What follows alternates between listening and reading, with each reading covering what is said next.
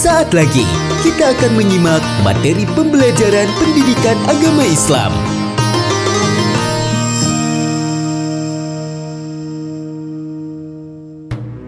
Assalamualaikum warahmatullahi wabarakatuh. Alhamdulillahi rabbil alamin. Wassalatu wassalamu ala asrafil anbiya'i wal mursalin Sayyidina Muhammadin wa ala alihi wa sahbihi ajma'in. Amma ba'd. Anak-anakku sekalian, alhamdulillah hari ini kita bisa melaksanakan kegiatan pembelajaran seperti biasa, dan alhamdulillah kita masih diberikan kesehatan oleh Allah Subhanahu wa taala sehingga kita masih bisa melaksanakan salah satu kewajiban kita, yaitu thalabul ilmi. Anak-anakku sekalian, dalam kesempatan hari ini kita akan mempelajari tentang hikmah beriman kepada qada dan qadar.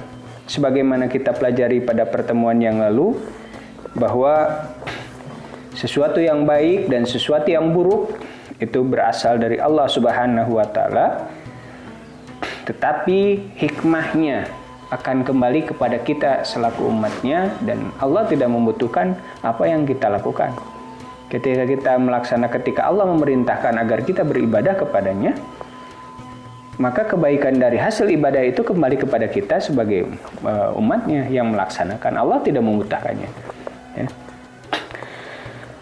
Tujuan pembelajarannya, setelah pembelajaran ini peserta didik diharapkan mampu menjelaskan tentang hikmah dari beriman kepada qada dan qadar, dan yang kedua mampu menerapkan perilaku cerminan beriman kepada qada dan qadar dalam kehidupan sehari-hari.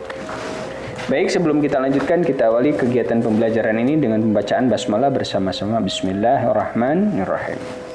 Nah, Bapak sekalian, hikmah beriman kepada qada qadar yang pertama adalah semakin meyakini bahwa segala sesuatu yang terjadi di alam ini tidak lepas dari sunatullah. Kita yakini bahwa segala sesuatu yang terjadi di alam ini, wabil khusus yang menimpa diri kita, itu adalah atas kehendak Allah Subhanahu wa taala, bukan rencana lain.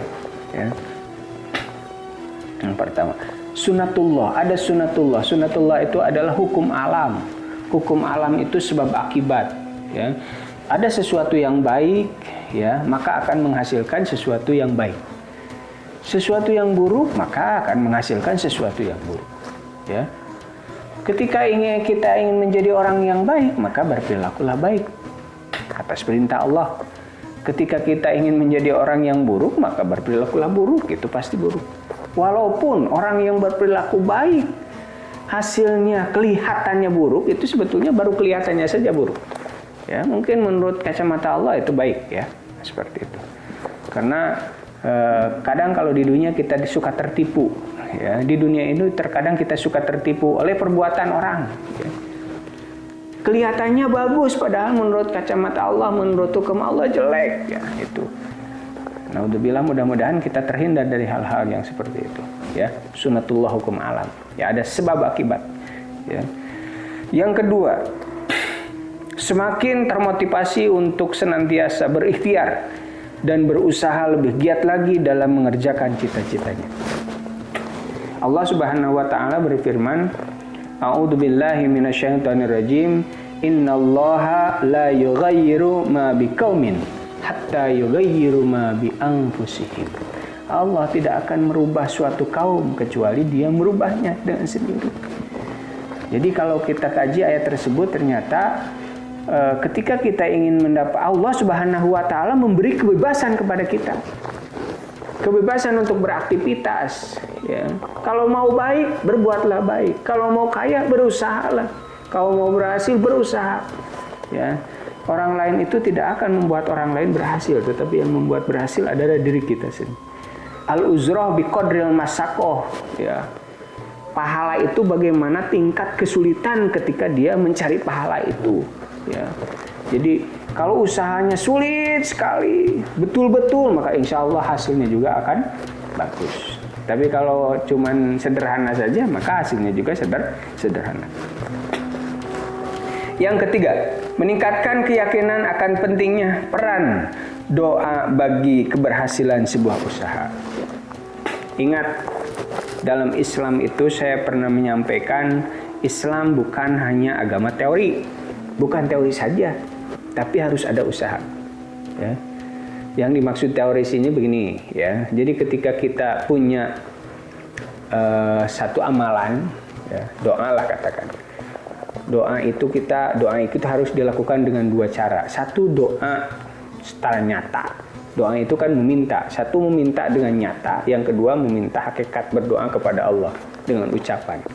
Karena dalam ajaran Islam itu harus sinkron antara niat, ucapan dengan perilaku. Ya. Doa itu adalah hati, doa itu isinya, doa yang dimaksud dalam kalimat-kalimat Allahumma inna nas'aluka ilman nafi'an wa rizqan halalan thayyiban wasi'an. Nah, itu kan ucapan, ya. Ucapan dan adanya di pikiran. Belum ke action. Actionnya apa? Ketika kita berdoa kepada Allah, Allahumma inna nas'aluka ilman nafi'an. Ya, ilman nafi'an, ilman wasi'an. Ya. Kemudian rizki halalan thayyiban wasi'an juga banyak. Maka kita actionnya silakan berusaha belajar dengan tekun. Insya Allah akan mendapatkan wawasan ilmu.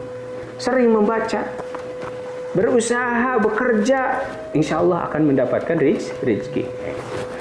Nah, itu harus sinkron, ya, antara ucapan dengan perilaku.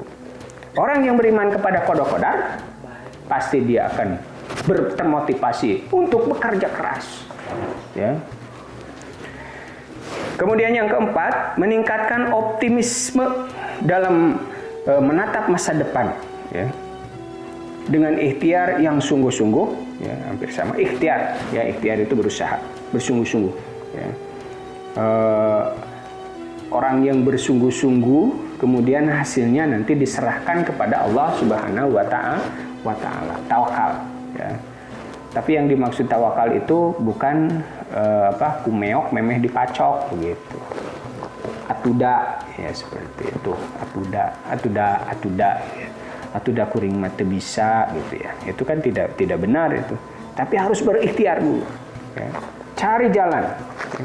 Orang-orang kreatif insya Allah hidupnya akan tenang karena hasil dari kreatif itu akan menghasilkan. Allah tidak mungkin berbohong.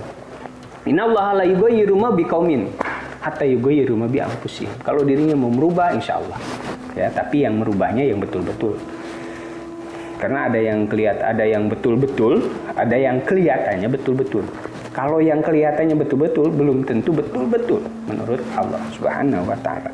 Kemudian yang kelima, meningkatkan kekebalan jiwa dalam menghadapi segala rintangan dalam usaha sehingga tidak berputus asa ketika mengalami kegagalan. Serahkan diri kepada Allah, serahkan kepada Allah Subhanahu wa taala ketika kita sudah berusaha.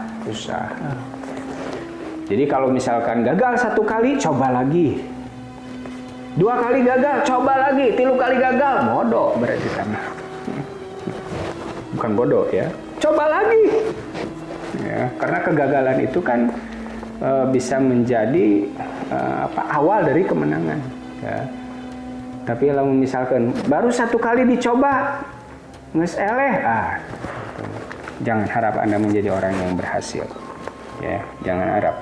Baik anak-anak sekalian, ya, demikianlah untuk mukadimah hikmah beriman kepada qada qadar. Perilaku-perilaku itu hendaknya diamalkan di dalam kehidupan kita sehari-hari, ya. Mengamalkan itu sedikit demi sedikit, tidak usah semuanya dulu, sedikit-sedikit, ya. Berdoa yang mana dulu? Ya udahlah, yang setelah sholat fardu saja dulu kita berdoa.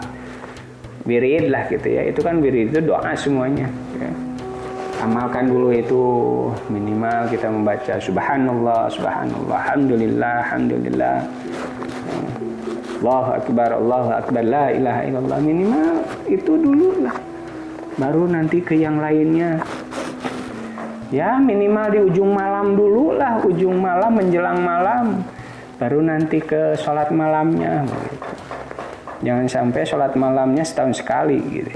Itu saja, tutup dengan pembacaan hamdalah bersama-sama. Alhamdulillahirrabbilalamin.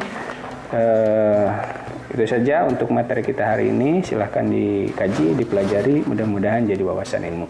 Sekian, Assalamualaikum warahmatullahi wabarakatuh. Terima kasih telah mengikuti pembelajaran hari ini. Semoga menjadi inspirasi untuk kehidupan kita.